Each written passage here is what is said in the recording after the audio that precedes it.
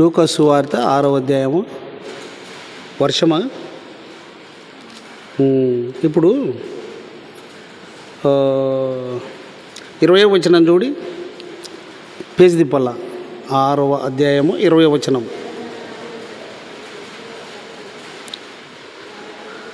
చదవండి.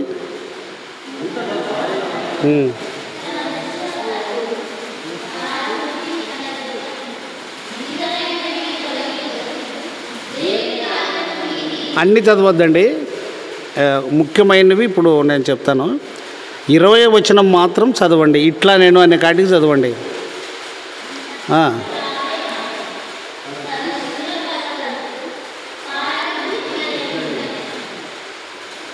ఇక్కడ అదే 6వ అధ్యాయంలోనే 17వ వచనం చదవండి. ఉదయమైనప్పుడు అనే కడియుతలన అట్లా ఉండు ఒక పేజే ఆడే కింద 17వ వచనం. ఉదయమైనప్పుడు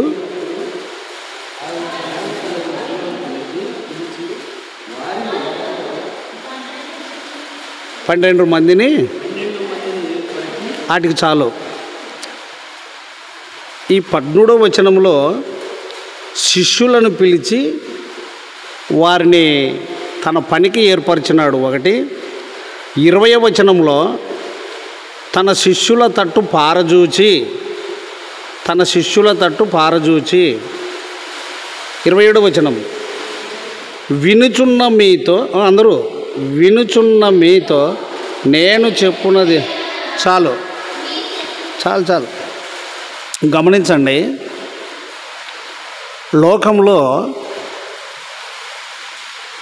కొందరికి కొన్ని ఇష్టాలు ఉంటాయి. ఎట్లుంటాయంటే, బయట ప్రభువుని ఎరగని వారు అన్నిటి మీద ప్రేమ కలిగి ఇష్టపడతారు. మేము సువార్తకు పోతే ఊరూరు ఇల్లు తిరిగి పత్రికలు ఇస్తే పైన వాకిలి గడప మీద 5-6 ఫోటోలు ఉంటాయి, 10 ఫోటోలు కూడా ఉంటాయి. అంటే వాళ్ళకు ఏ దైవం మీద ఇష్టం ఉంటుందో అవన్నీ పెట్టుకుని ఉంటారు. వాటి మధ్యలో యేసుక్రీస్తు ఫోటో కూడా పెట్టుకుని ఉంటారు. వాళ్ళు చెప్పేది ఏమిటంటే, మీరు ఒక్క దేవుణ్ణే నమ్మారా, మమ్మల్ని చూడి ఇంతమందిని నమ్మి మరి ఆయన కూడా తీసేయలేదు, మాకు అందరూ ఇష్టమే అన్నట్టుగా మాట్లాడతారు. ఇది లోకంలో మాట. మేము ఒకసారి అనంతపురం ఏరియాలో సువార్తకు పోతున్నప్పుడు, అంటే ఈ టెక్నికల్ లేదు కానీ బస్సులోనే పోవాలా లేక సైకిల్లో మీద పోవాలా, నా పక్కన ఒక ఆయన కూర్చున్నాడు, పెద్ద మనిషి. పత్రిక ఇచ్చి ప్రభువుని గురించి మాట్లాడి కొన్ని ఆయన మంచి మనస్సును గురించి చెప్తే, ఎక్కడుంటాడు ఆయన, పోతే దొరుకుతాడా, ఉంటాడా అని అడిగిండు. అప్పుడు నేను అన్నాను, ఎక్కడ పోవాల్సిన పని లేదు, ఒక బైబిల్ సంపాదించుకుంటే అది చదివితే నీకు అర్థమవుతాడు అని ఆయనకు చెప్పాను. ఇక్కడ వారి అభిప్రాయాలు నేను ఎందుకు చెప్పానంటే, మనకు కూడా అంటే ఇప్పుడు తరం మనం ఈ తరం, మా నాయన కానుంచి లేక మీ నాయనోళ్ళ కానుంచి, నేను బాటనోళ్ళ తండ్రిని చూడలేదు, తర్వాత ఇంకా కొంతమందిని చూశాను, సంజన్న తండ్రిని కూడా చూసినాను. ఇప్పుడు తరంలో ఈ పిల్లలు వస్తున్నారు, దావీదన్న ప్రార్థనకు రావడం లేదు. ఇంకా అంటే వెనకబడిన తరంగానే. మరి వీళ్ళిద్దరు అన్నదమ్ములు వస్తున్నారు. ఇప్పుడు దేవరమన్న లేడు, దేవరమన్న వరకు జరిగింది. ఆయన భార్య వస్తుంది, కోడన్లో ఆదివారం వస్తారు.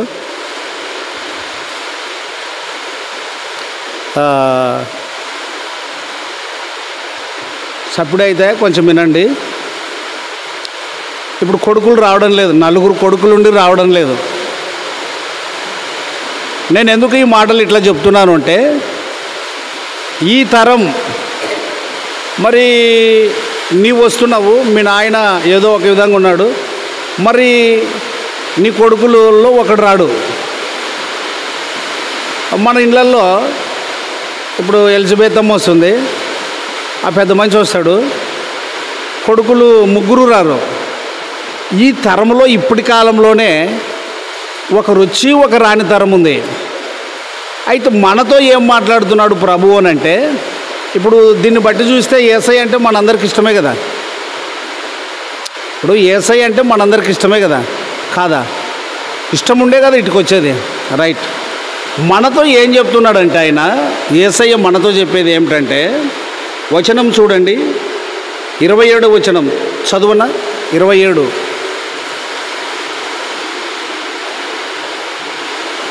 వినుచున్న మీతో నేను చెప్పున్నది అది చదువు.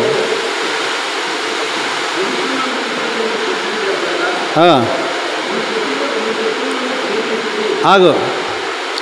యేసయ్య అంటే మనకి ఇష్టమే కదా, ఇష్టమే కదా. ఇష్టం ఉండబట్టే అందరినీ మన పితరులు ఏమేమో చేస్తుంటే అవన్నీ వదిలిపెట్టి యేసయ్య దగ్గరికి వచ్చినాం. యేసయ్య మనం ఏది చెయ్యలేమో, ఏది అనుసరించలేమో దాన్నే చెప్తాడు మనకి. ఎవరిని ప్రేమించమంటాడు? ఇది చేసినప్పుడు సమస్యలు ఉండవు, అనుబంధం అనేది ఉంటుంది, అందరి మధ్య సమాధానం అనేది ఉంటుంది, అందరి మధ్య క్షమాపణ అనేది ఉంటుంది, ద్వేషాలు ఉండవు, అసూయలు ఉండవు. ఇప్పుడు శత్రువు అయితేనే కదా అన్ని రకాల మనకు వచ్చేది ఆ గుణాలన్నీ. అందుకంటాడు మళ్ళీ చదువు 27.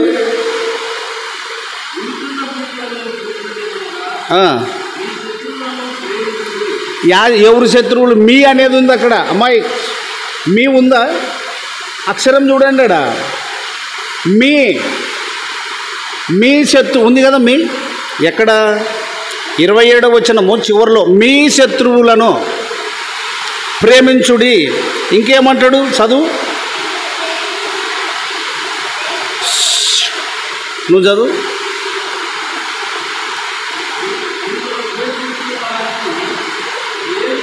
చాలు. అంటే నిన్ను ఎవరైతే ద్వేషిస్తారో వాళ్ళకి ఏం చేయాలా? అక్కడ ఏమొస్తుంది అని అంటే, నిన్ను ద్వేషించు వారికి నువ్వు మేలు చేయకపోతే వాళ్ళు నిన్ను ద్వేషిస్తారు, నువ్వు వాళ్ళని ద్వేషిస్తావు. ఇది పెరిగి పెరిగి అందరినీ పతనం చేస్తుంది. ఈ ద్వేషం అనేది అందరినీ పతనం చేస్తుంది. అందుకొరకు శత్రువులను ప్రేమించకపోతే నీవు శత్రుత్వం కలిగి ఉంటావు, వాళ్ళు శత్రుత్వం కలిగి ఉంటావు. ఈ మధ్యలో కొంతమంది దుష్టుల ఆలోచన చొప్పున నడిచే వాళ్ళు, సాడీలు చెప్పేటోళ్ళు ఏం చేస్తారంటే లేనిది మీ ఇద్దరి మధ్య సృష్టిస్తారు. లోకంలో ఎక్కువ మధ్యవర్తులు చెప్పిన చెడు మాటలకే ప్రాణాలు పోయినాయి. నీకు వాని మీద చెప్తాడు, అవతల మనిషి మీద నీకు చెప్తాడు. ఈడ చెప్పి మళ్ళా నిన్ను గురించి వాడు నిన్ను తంతాడంట. వాడు శత్రువు కాబట్టి దాన్ని నమ్ముతాడు. అక్కడి మాట ఇక్కడ, ఇక్కడి మాట అక్కడ. ఇట్లా శత్రుత్వము అనేది పోవాలి అంటే శత్రువుని ప్రేమించాలి. మనల్ని ఎందుకు ప్రభువు ప్రేమించాడు అంటే మనము చెడిపోకూడదని. చెడిపోయిన వారమే, మనం చెడిపోకూడదని, మనం నాశనం కాకూడదని. అందుకొరకే 35 వచనం చూసి ముగించుకుందాం. 6:35 చూడి, అక్కడనే 6:35, అక్కడనే 6:35. మీరైతే ఎట్టివారిని గూర్చి అయినను నిరాశ చేసుకొనక. ఎవరిని ప్రేమించాలా? మీరైతే యేసుని నమ్ముకున్నవారైతే, యేసుక్రీస్తు నందు ఉన్నవారైతే, ఆ వ్యక్తి రక్షింపబడాలి అంటే, ఆ వ్యక్తి నీతో పాటు చర్చికి రావాలంటే, ఆ వ్యక్తి నీతో పాటు మందిరానికి రావాలి అంటే, అజ్ఞానంలో ఉన్నవారు జ్ఞానంలోనికి రావాలి అంటే, చీకటిలో ఉన్నవారు వెలుగులోనికి రావాలి అంటే, మీరైతే ఎట్టి వారిని గూర్చి అయినను, ఎటువంటి వారిని గూర్చి అయినను ఏం చేసుకొనక, నిరాశ చేసుకొనక. చూడమాట, నిరాశ చేసుకొనక మీ శత్రువులను ప్రేమించుడి. ఇందులో జీవం ఉన్నది. శత్రువుని ప్రేమించుటలో జీవం ఉన్నది, శత్రువుని ప్రేమించుటలో వెలుగు ఉన్నది. శత్రువుని ప్రేమించుటలో సమాధానం ఉన్నది. శత్రువుని ప్రేమించుటలో యేసుక్రీస్తున్నాడు. శత్రువుని ప్రేమించుటలో యేసుక్రీస్తు ఉన్నాడు. శత్రువుకి భోజనం పెట్టుటలో యేసుక్రీస్తున్నాడు. శత్రువుకి నీళ్ళిచ్చుటలో యేసు ప్రభు ఉన్నాడు. కాబట్టి యేసు క్రీస్తు యొక్క గుణలక్షణం ఏమిటి అంటే మనము చెడిపోకూడదని. శత్రుత్వాన్ని నాశనము చెయ్యాలి అంటే ప్రేమించాలి శత్రువుని. ఇప్పుడు చీకటి లేకుండా ఉండాలంటే ఏం వెలిగించాలి? దీపం వెలిగించాలి. అమ్మాయి, చీకటి లేకుండా ఉండాలంటే ఏం వెలిగించాలి?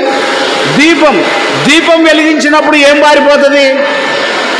శత్రువుని ప్రేమించినప్పుడు అతనిలోని అజ్ఞానము తొలగిపోయి, అతనిలోని కఠినత్వము తొలగిపోయి కనికరము నేర్చుకుంటాడు నువ్వు చూపే ప్రేమను బట్టి. ఇది పరలోకపు బాట, ఇది యేసయ్య మాట. ఎవరు చేస్తారు ఇదంటే యేసయ్యను నమ్మిన పిల్లలు మాత్రమే చేస్తారు, కానీ వచ్చిన వాళ్ళందరూ చేయలేరు. బైబిల్ బోధించిన వాళ్ళందరూ చేయరు, పాటలు పాడిన వాళ్ళంతా చేయరు, మీటింగులు పెట్టిన వాళ్ళంతా చేయరు. శత్రువుని ప్రేమించువాడు యేసుని ప్రేమించువాడు. శత్రువుని మాట్లాడిన వాడు శత్రువుతో యేసయ్యను కలిగినటువంటి వాడు. శత్రువుని ప్రేమించుటలో ఎవరైతే ప్రేమిస్తారో వానిలో యేసు ఉన్నాడు. అమ్మా, మీరు కూడా స్త్రీలు, నీకు ఎవరైనా శత్రువులు ఉంటే నువ్వు వారిని పలకరించినావంటే అది యేసయ్య గుణం. ఆమెకు ఏదైనా అవసరంలో ఆదుకున్నావు అంటే అది యేసుక్రీస్తు చూపిన ప్రేమ. అట్లు నువ్వు చేస్తే వారిలోని కఠినత్వం, వారిలోని అంధకారం, వారిలోని అజ్ఞానం, వారిలోని అవివేకాన్ని నువ్వు తీసివేసిన దానవవుతావు. వారిని ప్రభు యొద్దకు నడిపించిన వారు అవుతావు. ఇది సువార్త యొక్క లక్షణం. సువార్త అనగా మంచి వార్త, సువార్త అనగా శుభవార్త. అటు గుణము కలిగి మనం ప్రభువును మహిమపరుస్తూ దేవుని బిడ్డలుగా లోకంలో కనబడాలి. అప్పుడు సువార్త చాలా సులభమవుతుంది. నువ్వేం చెప్పదు నీ వెనకొస్తాడు. ఇప్పుడు దూడ పచ్చిగడ్డి పట్టుకుంటే వసదరా దగ్గరికి, పచ్చిగడ్డి పట్టుకుంటే. ఆవు ఇంటికి రాదు, పచ్చిగడ్డి పట్టుకొని ఇట్లే వస్తే ఘాట్లో బారేస్తుంది, ఆడొంగుతుంది ఆవు గాడిపట్ల. కాబట్టి మనం ఈ లక్షణాలు కలిగినప్పుడు గ్రామం అంతా పరిమళ వాసనే. ఇది ఇంకా సాక్ష్యము దూరంగా పాకిపోతుంది. అక్కడ క్రైస్తవులు ఉన్నారు, అక్కడ యేసుక్రీస్తును నమ్మిన వాళ్ళు ఉన్నారు, అక్కడ దైవత్వం ఉన్నది, అక్కడ దైవ గుణలక్షణం ఉన్నది. అప్పుడే చీకటిలో ఏం ప్రకాశిస్తుంది? చూడ మాట ఎఫెసీ 5:14 అందరూ తీయండి. ఎఫెసీ 5:14, ఎఫెసీ 5:14. అందుచేత నిద్రించుచున్న నీవు మేల్కొనుము మృతుల లోకము నుండి. ఇప్పుడు అక్కడ ఏమన్నాడు? మృతుల లోకము అన్నాడు. విరోధము కలిగిన ప్రతివారు మృతులే, సచ్చినోళ్ళే. శత్రుత్వాన్ని కోరుకునే ప్రతివారు మృతులే, చీకటి సంబంధులే. ఇంకో మాట చెప్తాను నేను, బైబిల్ నీ చేతిలోనే నా చేతిలోనే కాదు, అసలు సైతాను చేతిలో బైబిల్ ఉండాల్సిన పని లేదు. బైబిల్ అంతా సైతానికి బాగా తెలుసు. లోకంలో బోధకులందరినీ తారుమారు చేసేది సైతానే. రే అందరూ బైబిల్ పట్టుకోండి, అందరూ బోధించండి, మీరు ఒకటైతే కావద్దండి, తంతను మిమ్మల్ని ఒకటైతే. నా పని ఎవడు చేయాలరా? కాబట్టి మీరు కలవద్దండి, బోధ చేయండి. ఎన్నైనా మందిరాలు కట్టుకోండి, ఒకరికొకడు వేరే ఉండండి, చర్చికి పోండి, కొట్లాడండి, చర్చికి పోండి, కేసులు పెట్టుకోండి, పాడండి, బలలో పాలు పొందండి, దయ్యాలు తీరు ఉండండి, కానీ ఒకటి మాత్రం కావద్దండి. అందుకొరకు మృతుల లోకము ఉంది కదా, చూడా మాట.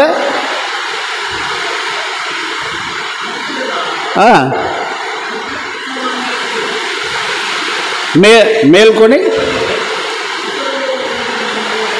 మృతుల లోకం అంటే సచ్చిన లోకం. వాళ్ళకి దేవుని నీతి పట్టదు. ఈ మర్యాద కావాలా, ఆ మర్యాద కావాలా. అందుకు నేను ఇక్కడ కూడి ఉన్న వారితో ఏం చెప్తానంటే, యేసయ్య కొరకు బ్రతకండి, ఆయన చెప్పిన పని చేయండి, ఎవడు నీ మీద చేయబెట్టడు. ఇప్పుడు మండుతున్న పొయ్యి మీదకి పురుగులు వస్తుందా? ఏం చెప్పరు మీరు? మండుతున్న పొయ్యి మీదకి పురుగులు వస్తాయా? వస్తే ఏమవుతాయి? కాలుతాయి. నీ మీద ఎవరు ప్రకాశించిండేది? యేసు. మృతుల లోకం. నువ్వు ప్రేమించాలంతే. నువ్వు ప్రేమించు, వాడు నీ మీదకి చెయ్యెత్తాడు. నేనుంటాను నీ దగ్గర. కాబట్టి మనం మండుతున్న పొయ్యిలం. ఏమి మండుతున్నా? లేవియాకాండం 6:12 మీద అగ్ని మండుచుండవలెను, అది ఆరిపోకూడదు. ప్రతి ఉదయమున యాజకుడు దాని మీద కట్టెలు వేసి దాని మీద దహన బలి ద్రవ్యమును ఉంచి సమాధాన బలియగు పశువు కొవ్వును దహింపవలెను. బలిపీఠం మీద అగ్ని నిత్యము మండుచుండవలెను, అది ఆరిపోకూడదని ఉంటుంది చూడే. అది ఆరిపోకూడదు. ఆ బలిపీఠం మన హృదయమే. చాలా ఊర్లలో కొట్లాడతారు దీనికోసం. బలిపీఠం ఎవరు ఎక్కకూడదు, మరి ఎవరు కట్టాలది? బోధించే బోధకుడే కట్టుకున్నాలా. కసుపు ఎవరు ఊడ్చుకున్నాలా? అతనే ఊడ్చుకున్నాలా. దాన్ని ఎవరు కడగల? అతనే కడుక్కున్నాలా. పెద్ద పెద్ద సమస్యలు అవి. బలిపీఠము నువ్వే, నీ హృదయమే. నీ హృదయమే బలిపీఠం. దీనిలో మండుతూ ఉండాలి వాక్యం. వాక్యమే మంట. అందుకు నేను ఒక మాట చెప్పాను. ఇప్పుడు కుమ్మరివాణి చేతిలో ఏం తయారు కావాలి? మాట్లాడాలి. కుమ్మరివాణి చేతిలో ఏం తయారు కావాలి? దేవుని స్వరూపం మనకు వచ్చింది. శత్రువుని ప్రేమించాలి. వాడిని ప్రేమిస్తే వాడు కూడా యేసయ్య స్వరూపంలోనికి నువ్వు తెచ్చినవు. నువ్వు అయితే అంటే ఒక కుండం తయారు చేస్తావు. కాబట్టి పొయ్యిలోనికి పురుగులు రావు. మండుతున్న పొయ్యిలోనికి మనం మండుతున్న వారము, ఆరిపోకూడదు. అంటే ఇంకా శత్రువుని ప్రేమిస్తూనే ఉండాలి. సులువైన సువార్తిది. ఎవరితో సమాధాన పడకుండా కొంతమంది ఇట్లా పాడతారు, నా కఠిన ఏడిది రాదు పాట, నాకు అర్థం కాదు. కఠిన హృదయం తెరిచినాడంట, ఇంకా ఎవరితో మాట్లాడేదంట. మరి ఆ వగల అదే ఇదే నాకు తిక్కరేగుతుంది అట్లా పాడితే. ఇప్పుడు దీన్ని పగలనల్లా వెలుగన రాత్రినల్లా? రాత్రే కదా. ఒకడంటాడు రాత్రి కాచే మబ్బు, ఏమి మబ్బు. ఇంకొకడు అంటాడు ఏమి తిక్క నాయనలు ఇద్దరు జమయ్యారా, ఇది రాత్రి కాదు మబ్బు కాదు నైటు. ఏమి మరి ఊరు బయట బస్సు దిగి ఊరికి నడిచిపోవాలి. ఇంత బాపల దొడ్డంతా ఇద్దరు మోటోళ్ళు ఇట్లా చాలా మబ్బు అయ్యండి కదా అని అంటే, మబ్బు కాదమ్మా ఇది రాత్రి. రాత్రి అనేటోడు కొంచెం 4 అక్షరాలు తెలిసినోడు. ఈ మబ్బు అనేటోడు శుద్ధ మోటోడు. ఏదన్నా గబుక్కుని అంటే వీళ్ళిద్దరికంటే ఎక్కువ చదివినోడు వెనక వస్తున్నాడు. ఏం బలెట్ పెట్టుకున్నారంటే, ఏం లేదు అయిపో మబ్బు అంటే నన్ను రాత్రి అంటే. మీ ఇద్దరిది తప్పేనా? నైట్ అయ్యేది. ఇప్పుడు ఏమయ్యేదే? ఊరికి వచ్చే వరకు ఎవడూ తగ్గలేదు. ఊర్లోకి వచ్చినాక కూడా దానితో సమాధానం పడలేదు. ఆ ముగ్గురికి పోటీ, ఎవరు మాట్లాడకుండా గైరి నాదికేళ్ళల్లా. కాబట్టి నిద్రించుచున్న నీవు మేల్కో, మృతుల లోకములో నుండి మేల్కొనుము క్రైస్తవుడా, మృతుల లోకము నుండి. మేల్కొనుము క్రైస్తవుడా, మృతుల లోకము నుండి. మృతుల లోకము నుండి నువ్వు లేయాలి. లేచి ఉంటే సచ్చినోడు. శత్రుత్వంలో ఉన్నవాడు సచ్చినోడు. కఠినత్వంలో ఉన్నవాడు సచ్చినవాడు. తగ్గించుకోని వాడు సాతాను సంబంధి, చీకటి సంబంధి. అందుకొరకే బలిపీఠం మీద అగ్ని ఏం కావాలి? ఎప్పుడెప్పుడు? నిత్యము. నిత్యము. ఆ మాట ఒకటి జ్ఞాపకం వస్తుంది. మొదటి దిన వృత్తాంతము 29:15 చూడండి. వలె అందరి వలె మేమును నీ సన్నిధిని అతిథములను పరదేశులనై ఉన్నాము. భూమిని నివాస కాలము నిండి అంత అస్థిరము స్థిరముగా ఉన్న వాడొక్కడునూ లేడు. మా దేవా యెహోవా, నీ పరిశుద్ధ నామము యొక్క ఆగుదాము. 10వ వచనం చదువు, అందులోనే 10వ వచనం. మైక్ సరిపెట్టుకో.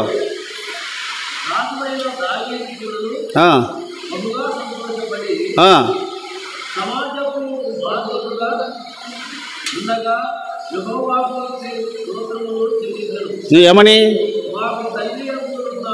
మాకు తండ్రిగానున్న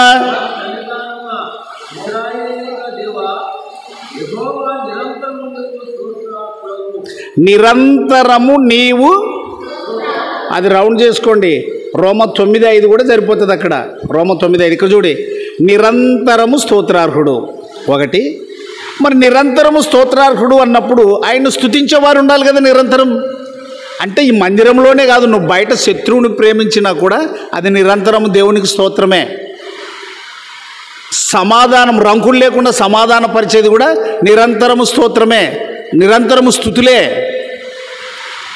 అందుకు నిరంతరము నిత్యము బలిపీఠం మీద.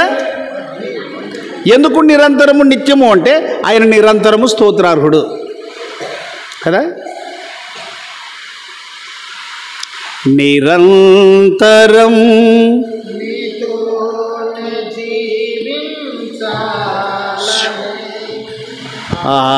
ఆశలన్నీయు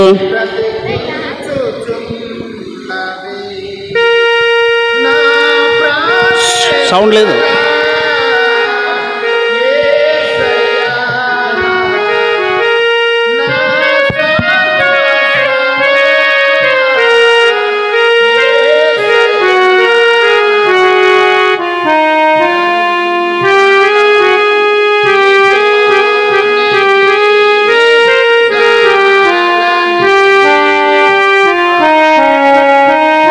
నిరంతరము నీతోనే జీవించురా, నిరంతరము స్తోత్రార్హుడు, నిరంతరము బలిపీఠం మీద అగ్ని మండాలి.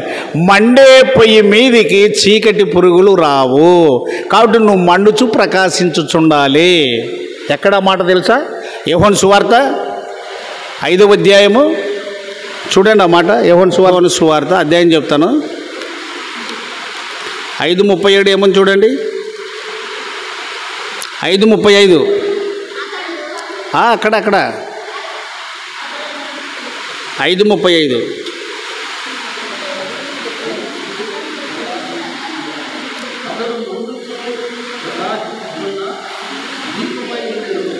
మండేది ఎప్పుడు ప్రకాశిస్తుంది. ఇక్కడ చూడి, మండేది ఎప్పుడు ప్రకాశిస్తుంది, ప్రకాశించేది ఎప్పుడు ఆరిపోదు. అంటే దేవుని బిడ్డలలో ఈ ప్రకాశము అనేది ఉండాలి. అంతేకాదు మన దీపాలు ఎప్పుడు మండుతూనే ఉండాలి. లూకా 12:35 చూడి, లూకా 12:35 కరెక్టా? చూడండి అమ్మా త్వరగా, మీరు ఈ మధ్య నిదానం చదువుతున్నారు.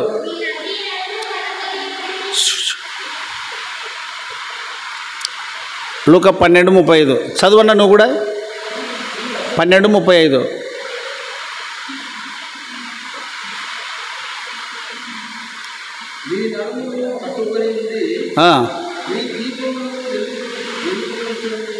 మీ దీపములు వెలుగుచుండనీయుడి. మీ దీపములు, నువ్వు చదువు.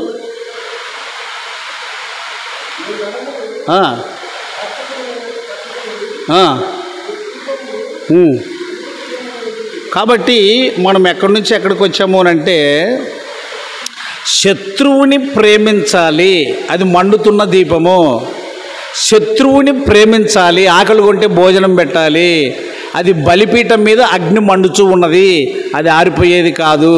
కాబట్టి అతడు మండుచూ ప్రకాశించుచున్న దీపమై ఉండేను.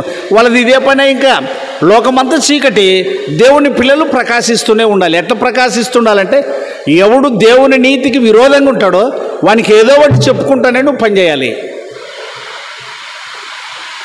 మనకిచ్చిన పని అదే. మనకు ఘనత ఏమిటో తెలుసా? ఘనత 150, 149, 149 9వ వచనం, 149, 9. కాబట్టి మనము ఎవరిని ప్రేమించాలా?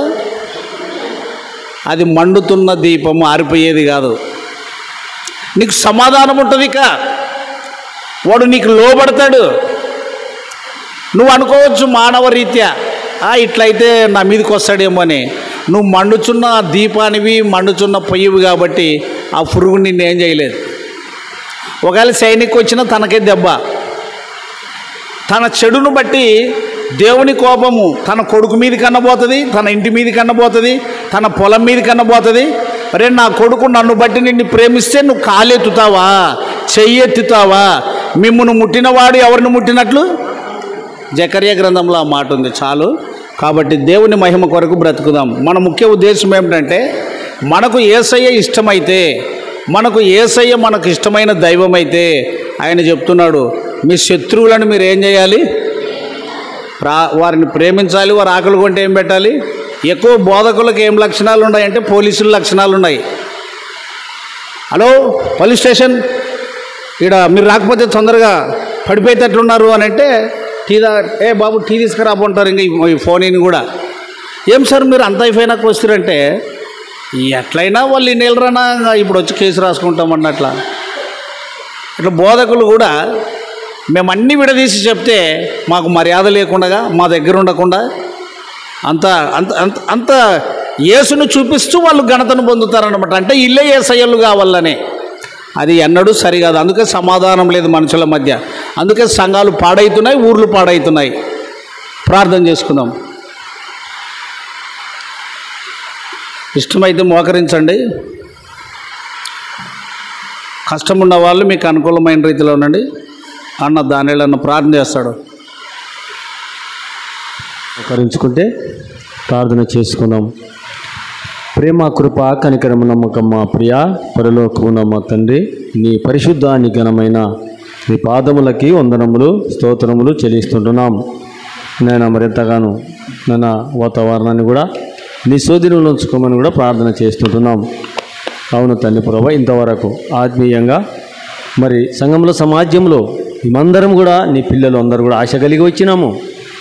ఆశను నిజంగా తండ్రి నిరాశ చేసుకునకూడగా మేము కూడా నిజంగా తండ్రి నీ మాటలు బలము పొంది నేను మా జీవితంలో నిజంగా మేము ఏమై ఉంటున్నామో పరీక్షించుకొని మా పట్ల నిజంగా నీ ఉద్దేశాన్ని నెరవేరుస్తూ ఉంటున్నావు. అయినా మేము దాన్ని వృత్తపోకుండానట్లు మేము కూడా కొంచెం మా జీవితంలో ప్రభా తగ్గించుకొని నీ యందు నిజంగా తండ్రి ప్రభా మరి భయపడి ఉండి నిజంగా తండ్రి ప్రభా ఉండుటకే మరి నీ ఆత్మ ద్వారా మాట్లాడుస్తున్నావు. మాటలను బట్టి కూడా స్తుతిస్తుంటున్నాం. అవును తండ్రి, మా జీవితంలో మేము విర్రగకుండా మరి తగ్గించుకొని మరి శత్రువులను ప్రేమించుటకు మరి నిజంగా తండ్రి ప్రభా మరి అలాంటి గుణమును, అలాంటి ప్రేమను, అలాంటి కనికరమును మరి ఉండుటకు నిజంగా నువ్వు వచ్చావు. నీ యందు సహవాసం చేశావు. నువ్వైతే మమ్మల్ని బహుగా ప్రేమించావు. నిజంగా తండ్రి నిజంగా తండ్రి మా జీవితంలో విన్న మాటలను విడిచిపెట్టకుండానట్లు నీ దాసుడు మేమందరము మరొకసారి కలుసుకున్న భాగ్యం మాకు నీ దాసునికి దయచేస్తారని యేసునామమున ప్రార్థించి స్తుతించి వేడుకొని ఉంటున్నాము తండ్రి. ఆమేన్.